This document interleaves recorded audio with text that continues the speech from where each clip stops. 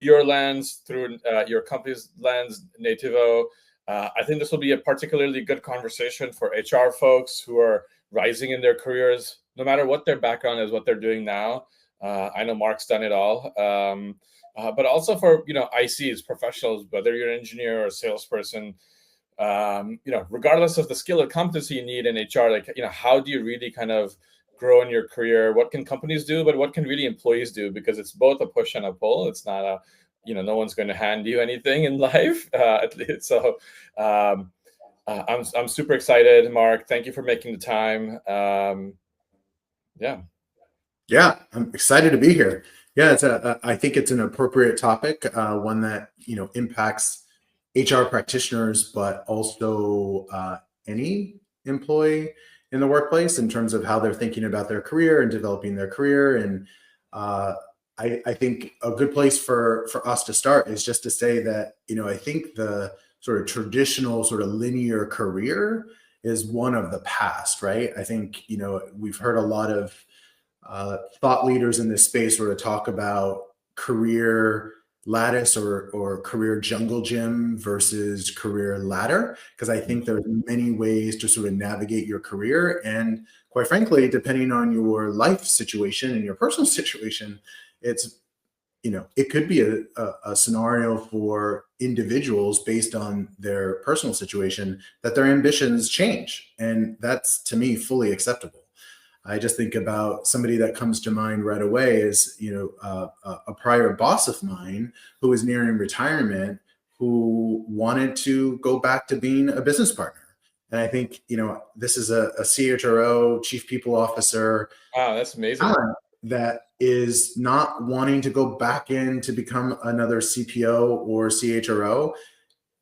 And I mean, one of the biggest components of the CPO job is business partnering to the CEO and the executive team. And so, I mean, you now have, this, you could call that overqualified, but you have someone who's fully qualified and capable to business partner, but I was having a difficult time just because people saw him as overqualified, but that's simply all he wanted. And from what I understand, he's really thriving in a business partner role. That's amazing. I like this career ladder, career lattice, career jungle gym.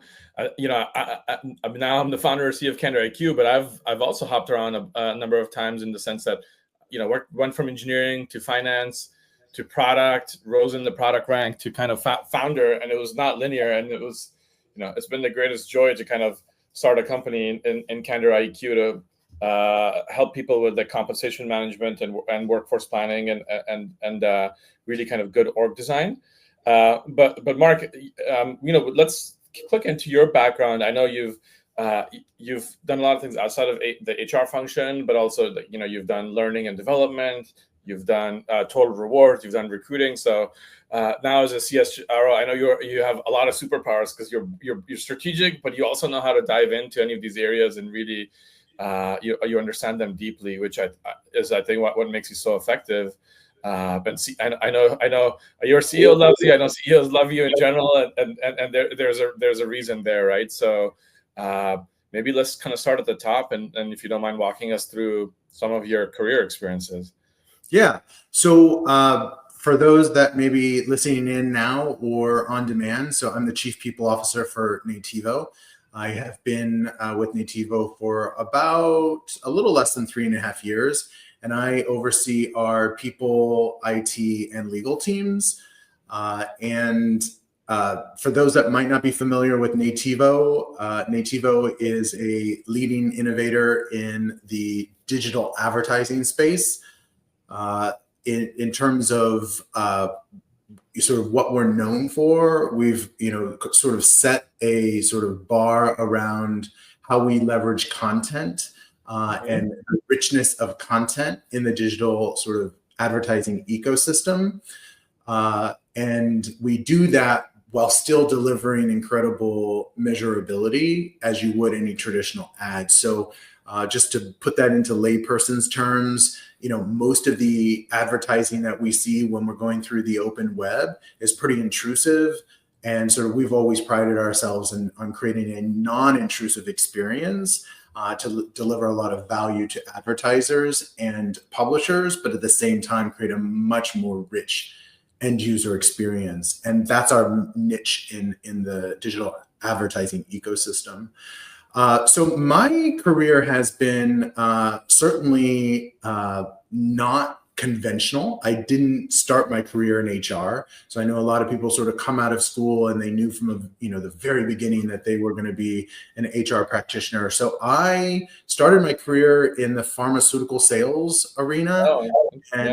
So I started right in sort of the heart of learning what it's like to carry a bag and be on the front lines, engaging with clients, right, or customers in a pharmaceutical sales capacity. And then I, sort of migrated to, at the time, it was sort of believed that the idea was if you were in pharma, you sort of had this like ambition to go into medical device sales. It was sort of like the premium type role at the time. I certainly think times have changed. And so then I became a medical device rep, and then finally started moving into leadership roles that early in my career. Went into a commercial training role, then from commercial training into commercial operations, where I oversaw a number of commercial roles. And that was about the time in my career where, because I was leading a lot of leadership development, somebody in HR who I worked very closely with sort of suggested to me, I will never forget it. We were at lunch and suggested to me that, when she thinks about sort of the like future of HR, sort of I embodied all these qualities. And of course I didn't have any idea what she was talking about. I was like, like HR, I mean, I'm heading up commercial operations. This is so bizarre.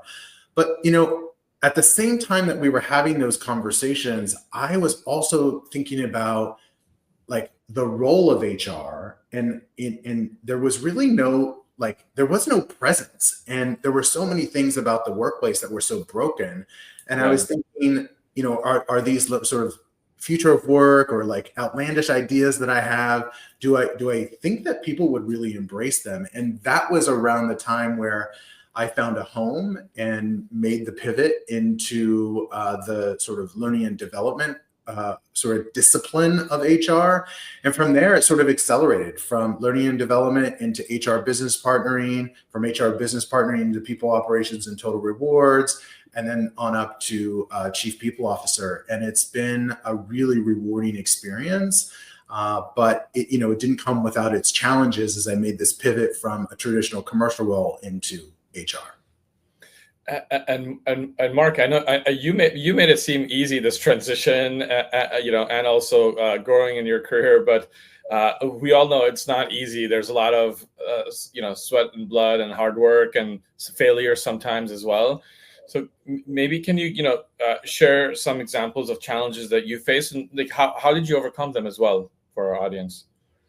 Yeah, I mean, I think the immediate challenge is just getting sort of competent in all things HR, right? And it did take me some time, but I genuinely sort of, naturally my wiring and my DNA is to be intellectually curious, and so you just become a student, right? And you build a network of people that you respect, that are can add value to your sort of capability building, and you study and you learn, and where you have questions or where things seem odd to you or you don't feel like you're qualified, you show up with enough vulnerability to say, I don't know, but I'll find out, or I'll lean on other people who I know have that expertise.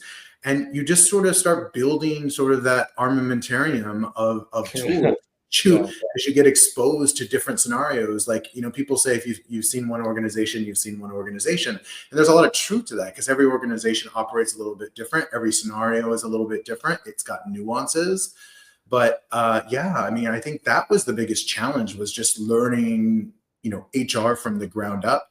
But I think having exposure to roles like compensation and benefit and employee relations and sort of, these disciplines, having really solid people in those roles that can also teach you as you're sort of helping them on their leadership journey, but they're also in return giving you a lot of that sort of what I call sort of center of excellence, or, Yeah. HR discipline knowledge and getting exposed to that. And to your point, knowing when sort of to be strategic and when to ladder down into the weeds. And sort of that's the real sort of, I think that's the gift, I think, that people that are really good at this role figure out when to do that and when not to, right? When do I need to ladder up and when do I need to ladder down? Knowing your audiences, knowing the projects that you're working through, looking through the programs that you're supporting. What is the business strategy? What does the commercial plan look like? How do we make those things? How do we bridge any gaps that might be there? But knowing how to do that, I think, is the real sort of gift that the most successful people in these roles, these sort of most senior level CPO roles, have, is they kind of figure out that dynamic, because it is a nuance that you sort of have to, sort of a fence you have to like kind of walk very carefully. Sure. Yeah. Because it's necessary and sometimes it's not. But getting exposed, that's the point here. I think getting exposed to those different roles sort of allows you sort of and gives you enough experience to know, when do I dive in, when do I sort of back off, or approach this with a bird's eye view. Mark, there's so many nuggets there. I'm going to repeat some of them.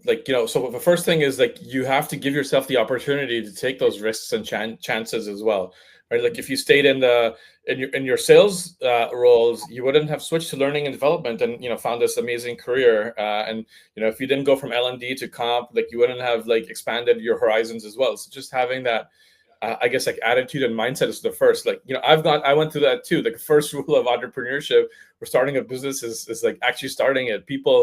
Most people get stuck at the, idea phase where they're like, like, they don't want to dip their toes unless they think everything is perfect. The market condition is the idea. And the reality is, it's rarely the case. Like, if you think this is something you want to do, that you want to be good at, you want to learn, I think, like, diving in with your 2 feet is really important. And I think that mindset and attitude, whether you're a HR business partner or a CHRO or a CFO, like, I don't think that ever goes away if you want to be long-term successful. It's not that you get to C-suite seat and I'm done, and now I don't need to learn the same way. You need to have that, like, that mindset of ability to learn, learning from first principles, thinking from first principles. So, like, I think that was a really kind of key lesson. You also, I think, called out a few other things. One was knowing when to, knowing, like, just being a sponge and absorbing information, and like, sometimes that means learning from your peers, learning from your people who are senior, maybe a level above you. That's how you went into comp. Comp is not necessarily an easy area to learn, right? Because there's a lot of nuance. There's like specific jargon and formulas and way of thinking, and there's no one right answer. It's a pretty kind of dynamic industry where there's soft skills and hard skills required. And so having people to call on, as you mentioned, Rolodex of folks, that's helpful. I guess also, like, having mentors is probably pretty valuable as well, and really kind of leaning on them. The third thing I noted down was really, as you are growing, like, being able to get, like, forest from the trees. Like, sometimes you need to be tactical, but you need to remind yourself, like, ultimately your job is to make the company successful as a CHRO, and people is a part of it, but you need to understand the business goals, the business objectives, the strategy, what's really happening, not happening. Look to your left, look to your right, look up, look down. So I think often people maybe get too mired in, like, what the written job description is, and that's not how you're really successful, especially at an executive level. Yeah, and I think also one of the things that's changed, and this would be the case whether we're talking about workforce planning or compensation, is the people function is sitting on a lot of data, right? Mm-hmm. We've got more data than we've ever had before, and it's also making sense of that data, and what do we do with that, right? Yes, there's the traditional sort of data, like attrition and sort of who's moving where in the organization, and sort of tracking that really closely. for those that are, super sort of engaged in building inclusive cultures, what does the makeup and the sort of demographics look like in your organization? Like, there's all sorts of things that we can track, but, the data can also be very misleading. And I'll share with you an example of one that I found to be really compelling. And I'm sharing this because I would love for other people to sort of take this as a lesson learned, because you can be misled.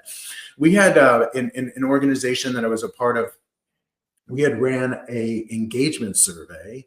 And, one of the things that was coming up as a, sort of call it a hotspot for us, was communication. And we hear this in a lot of different organizations, communication. There's, siloed communication or siloed decision making. And, I don't really know what's going on in the organization. And depending on the size of your organization, there's probably some truth to that, right? I mean, it happened to be a larger global organization where we're working across. That happens with startups too, Mark. Everyone's really busy with their day, and like maybe don't communicate when they need to, or there's a lot of noise and you don't pay attention. So Totally. So, and sometimes and again, it goes back to mindset. Sometimes we operate like as if somebody's intentionally leaving people out of the loop. To your point, you're busy. It could be a startup. It could be a bigger global organization. It really doesn't matter. But what was so fascinating to me as we were sort of breaking this down, and and this is where simply listening and talking to people can add so much color and texture to the data that we come across. So setting this back up, so we had multiple engagement surveys where we were getting feedback around poor communication. And sure enough, this team that we were, this team that I worked on, we got really, really sort of sophisticated. We were like, okay, we made major investments over a period of time in deepening our communication from the top all the way across, right? Even engaging with leaders. And there was really no movement in the engagement score. Interesting. So we ran a pulse, and it defied any, it just didn't make any sense. How could we have put, with the comms team, how could we have put such an incredible amount of effort and structure and sophistication around this communication plan and really seen very little change in the data? Well, as we started doing focus groups and talking to people, what we realized is when people think about communication, they have very different definitions of communication versus maybe leadership or the way the organization was concerning communication. Interesting. Okay. Yeah. And so here's the pearl of wisdom. When some people, when they think about communication, for them, it's about dialogue. It's about being heard. So us sort of thinking about communication as making sure people are aligned. Hey, what's the North Star? What's the mission? How do my goals align with the strategy? Like, all of that wasn't as important as, hey, are you listening? I have ambitions. I have hopes. I have dreams. Are you listening to me? Are we in a conversation, and is my voice being heard? That's an important part of communication that oftentimes gets left out when people are trying to solve for communication gaps, right? People are seeking different things. People also different motivations. So it's not one size fits all. So just having broadcast information works for some people, but doesn't work for everyone. Okay.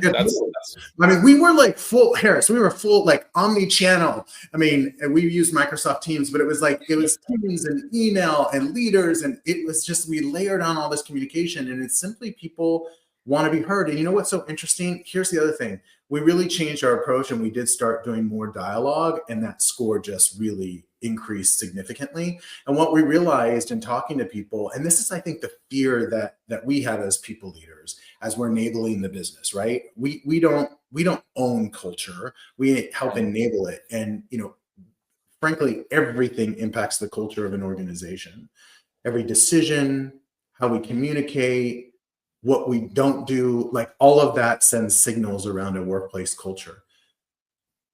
But I think we have so much fear around, if we listen and we don't take action, that people will have resentment. And you know what? When you talk to people in the organization, that's simply not the case. They are mature enough. They are adults. They're mature enough to know that every idea that they bring to the table is not the idea that you're going to bring forward.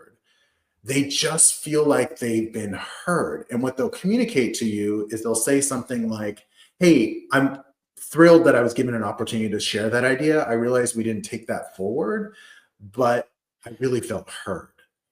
It's as simple as that. But sometimes we're afraid because we think if we don't take that idea forward, that that person would be disappointment and there would be resentment. But in reality, I don't think that's the case. That's really good. Maybe like a tactical, maybe hot question.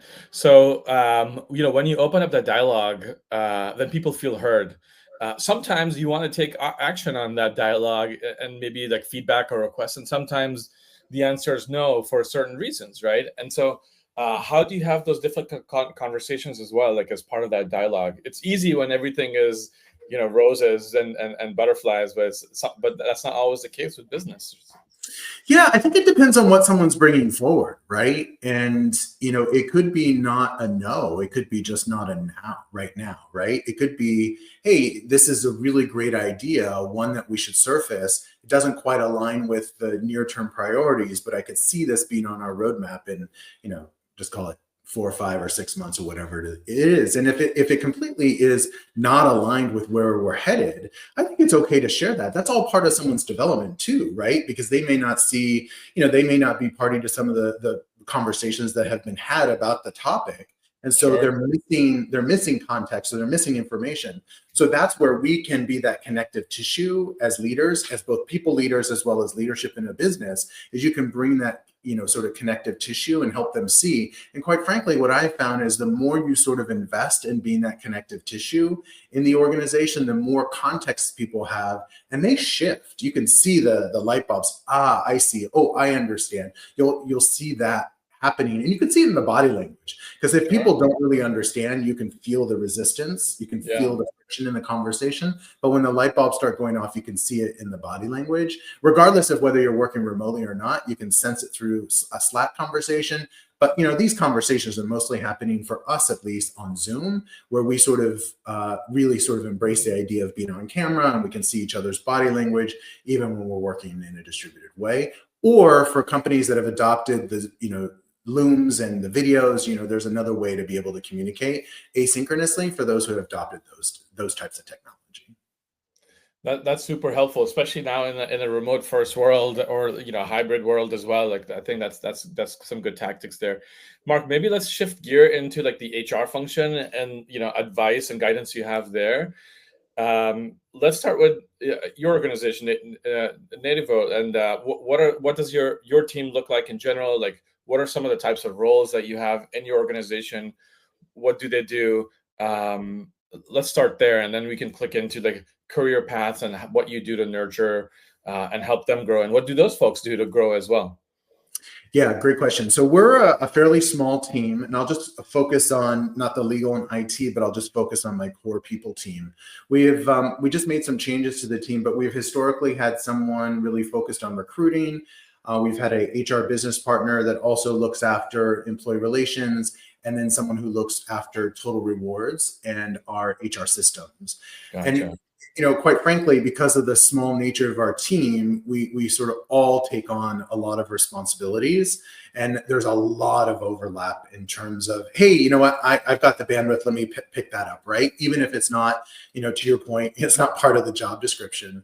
I think one of the things that we try to do is, or at least I try to do as the executive over this team, is I try to marry up certain projects or initiatives or programs that we are running to support the business, because everything we do enables the business. We really have, so we call it ruthless prioritization. We've really sort of refined this down to the key things that we think are going to enable the business and support it, right? We have a business strategy at our executive offsite. The people strategy really aligns very closely with that business strategy, and everything else becomes nice to have, right? You have to have that ruthless prioritization. And so the way I lead my team is I try to look for, based on my conversations with them around their development, their ambitions. Again, everyone's got their own sort of motivations, hopes, and dreams, right? What can I expose them to? So is there something that I'm working on where I can bring them along with me because they've expressed an interest? Or can I delegate something down to someone and, think about situational leadership where I may be a bit more heavy-handed only because, and of course it's welcome, but only because they've expressed interest to develop in that particular area and get more exposure to something. And so I tend to be pretty selective around sort of how I engage my team, and I try to align what they want to do with those sort of projects. And even if it's not even in their sort of job description or not normally in their purview, I think it's important, right? It's important to give them that exposure. And you know what? And also let them know it's okay to fail. It's okay to stumble. You're going to fall down. I'm more interested in the types of questions they're asking than them having all the answers. Because I fully expect if I'm engaging someone on my team that really doesn't have as much experience in a particular area, that I can lean in. And if I fall short, I mean, let's I've talked to my peers about this, other CPOs, they absolutely are managing disciplines within the HR space of which they've never led, right? So who do we know that is fantastic in that discipline outside of the organization where we can make a connection and use that Rolodex to our advantage? And I think every CPO, if they're same as you were growing in your roles as well as an IC, you talk to all the people who are good at their jobs and you figured it out. So yeah, okay. Yeah, totally. I think I talk to, my CPO colleagues about this all the time. There is just, unless your career, sort of worked out this way, many of us are not, we didn't manage every aspect of what we're responsible for today. And so sometimes we have to, given the size of the organization where you may not have that capability or competency, you may need to go outside and leverage your Rolodex and your community to help grow your own team. Got it. And so part of it also sounds like, like you're again, talking about dialogue. You're listening to your team members as well and what they want out of it. So you're matching what the company needs versus what the people needs, and it's a little bit of like a marketplace, portfolio matching where you're creating that opportunity. But also, it sounds like outside of the job description, as we've talked about, like the people who are really kind of successful, especially at young organizations as well, the people who are willing to go the extra mile or really think about what will make the business successful and what will make the people function successful, what will make other employees successful. They're the people who ultimately kind of do really well. So I'm sure one is recruiting for that mindset, but also kind of instilling that as a mindset and cultural value is really important. And for those individuals, encouraging that behavior is really important. Yeah, it's really blending. And this is, I think, one of the most difficult things for organizations to do. It's sort of blending that care and concern and inclusive behaviors with high performance. That balancing act is probably one of the most challenging for leaders to get right. And as people leaders, as we enable that in the business, that's that tension that, we need to get right.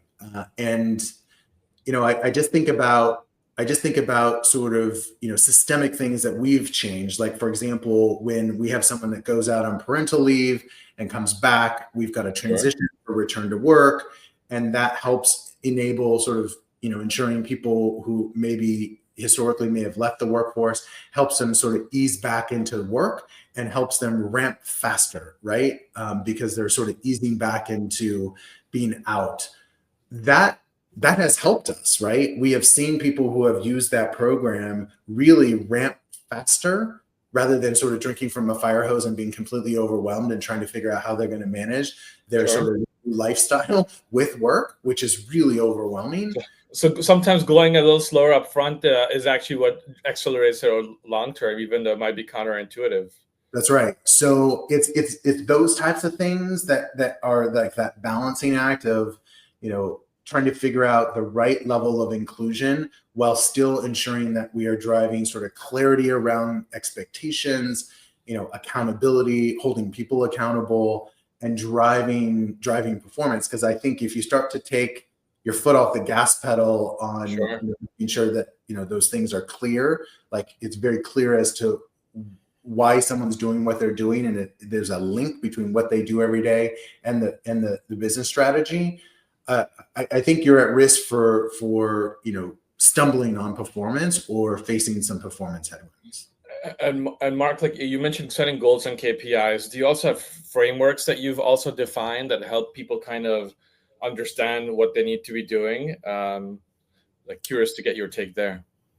Yeah, so I think like many organizations, we at Nativo have gone through an evolution. We introduced the concept of OKRs, but most recently we've sort of transitioned to what we're calling an annual operating plan. So we have a high-level strategy. We've got this annual operating plan and a number of KPIs that sit with it. So I mean, my take on this is it doesn't really matter what framework you use, but you should have something in place. So call it KPIs, OKRs. You'll adopt whatever you think is best for your particular company. What's most important is the conversations are happening and that there's clarity around expectation, and the leaders have something that they can bring back to their teams with and do two things. One, make sure it's really crystal clear how the work that respective team is doing connects to what the broader organization is doing and how they contribute, and to the individual, making the link between what they do every day and how that contributes, because people want to feel a sense of belonging. They want to feel a sense that the thing that they're working on is contributing and is adding value. It matters, makes a difference. Yeah. And how, yeah. Absolutely. And that's also how sort of the career, like people, again, I fundamentally believe people come to work to do an incredible job. No human wants to show up to say, how can I operate, mediocre today? Like nobody sort of shows up to work like that. So I think what happens is things get muddy, things get unclear, and people don't really know what they're doing every day and how that contributes, and they're not getting regular feedback, and thus it feels like almost like they're slugging through or in quicksand or slugging through mud. We want to empower them and making sure that they have extreme clarity. And so I think that's incumbent on the leaders, and our role as people leaders is to enable that. That's super helpful, Mark. And just everything you said also not just applies to the HR team itself, but actually applies to any function. So maybe kind of like pulling on that thread, as a CHRO, part of your job is also developing that career growth framework and creating those opportunities. So what are you putting in place at your organization right now? So that's clear for people and they have a yardstick to kind of measure themselves by. Yeah, so I'll share a lesson. So we migrated to something a bit more informal, and my lesson learned on that is I think leaders need more support. And so I'll share with you sort of our transition. We had a standard sort of annual performance review, and we transitioned to something on a more sort of frequent basis, ensuring that people know exactly where they stand every quarter, are getting regular feedback on a quarterly basis. And we really left it up to the leader to really sort of determine sort of the not so much the frequency, but like when they did that, right? Because you have new hires who start, people are at different stages of their projects that they're working on or initiatives they're leading on, and we gave the leaders a lot of flexibility and agency over it.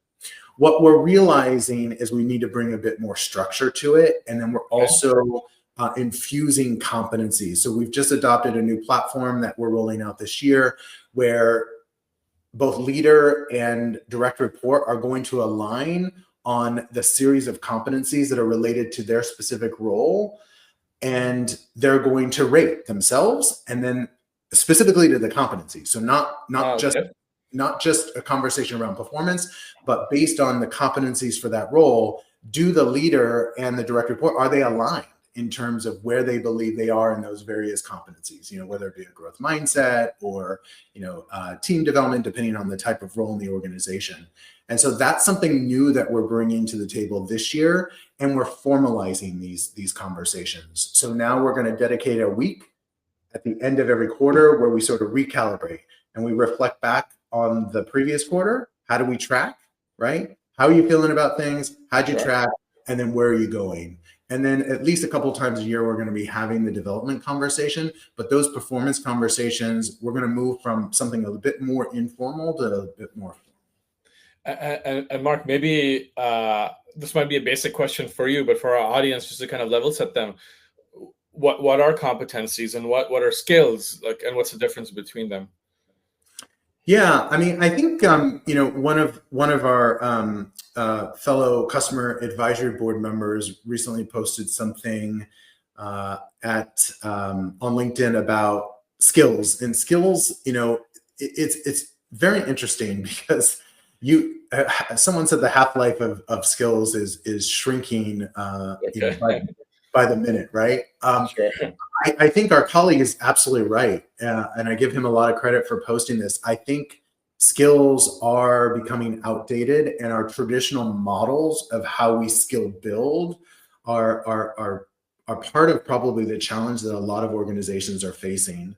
And so I think we need to rethink that. And I am certainly not like the expert on what that's going to look like in the future, but I think we need to start thinking like engineers, like Yeah. product managers, and we need to start thinking about sort of the employee journey and what that sort of skill development roadmap looks like, and start reimagining this. And I think a lot of smart people are starting to think about what that looks like, including myself. I mean, I think we need to start sort of reimagining how we build skills and build them quicker. I'll give you just one idea I have around this. Sure. Yeah. That I think does add a lot of value. I think historically we have approached the workforce as sort of, okay, it's all about talent and talent density. And when we don't have that capability, we just go out in the market and we acquire it, right? And I think, I sort of think that we have now a much more liquid workforce, and we have people who are dedicated experts in particular areas. And so one of the things I've been thinking about in terms of skills and capabilities is how can we think about this a bit differently? So for example, is this a skill or a competency that we need for a short period of time? Is this like a 12-month thing? Is it a 24-month thing? Is it a 36-month thing?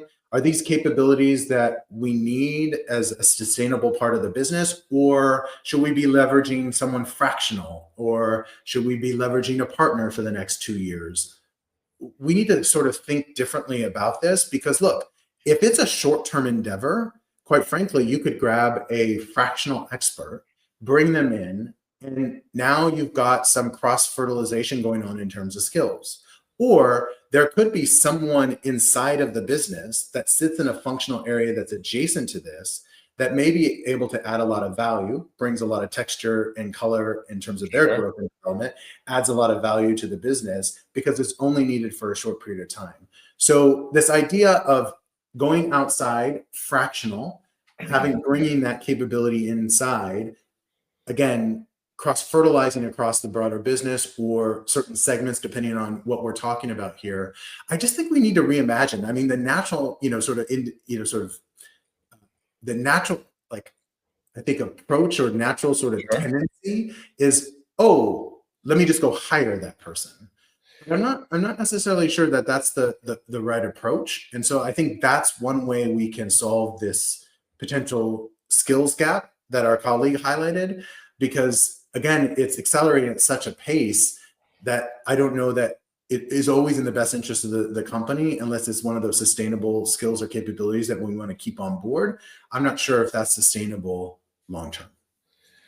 Yeah, Mark, that's a really great point on like the skills and the time scale of it as well. I know, especially as a startup founders, think about that a lot. And like, maybe naturally their tendency is, as they go from Series A to B to C, they want to hire from outside.